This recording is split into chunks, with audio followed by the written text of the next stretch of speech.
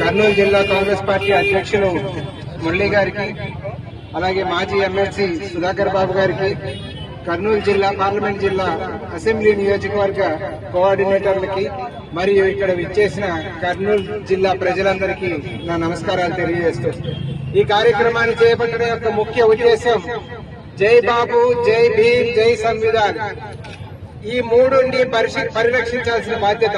అంటే చరిత్ర నుంచి, స్వాతంత్ర పోరాటం నుంచి గాంధీ గారి యొక్క సిద్ధాంతాన్ని, గాంధీ పేరుని రూపుమాపే ఒక కార్యక్రమం మోహన్ భాగవత్ నెత్తికెత్తుకుంటే స్వాతంత్రం 2023లో వచ్చిందంటాడు ఆయన.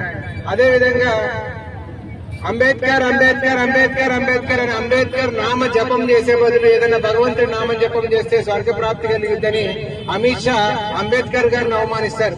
ఇవన్నీ కలిపి ఓవరాల్ గా అసలు రాజ్యాంగాన్ని మార్చేయాలంటారు. అంటే ఎస్సీ, ఎస్టీ, బీసీ, మైనారిటీల హక్కులు, మహిళల హక్కులు రాజ్యాంగం ఏదైతే చెప్తా ఉందో అవన్నీ కాలరాసి పాత రాతి యుగం నాటికి తీసుకెళ్లాలనే భారతీయ జనతా పార్టీ ఆలోచనకి నిరసనగా ఇవాళ ఈ కార్యక్రమాన్ని చేపట్టడం జరిగింది. అంబేద్కర్ రాజ్యాంగాన్ని రచించిన రాజ్యాంగ పితామహుడు. అటువంటి రాజ్యాంగ పితామహుడిని అవమానించిన అమిత్ షాని మోడీ గారు ఇంతకాలం ఎందుకు స్పేర్ చేస్తా ఉన్నారు? పత్రం చేయకుండా ఆయన అవమానించినా కూడా అవమానకరంగా మాట్లాడి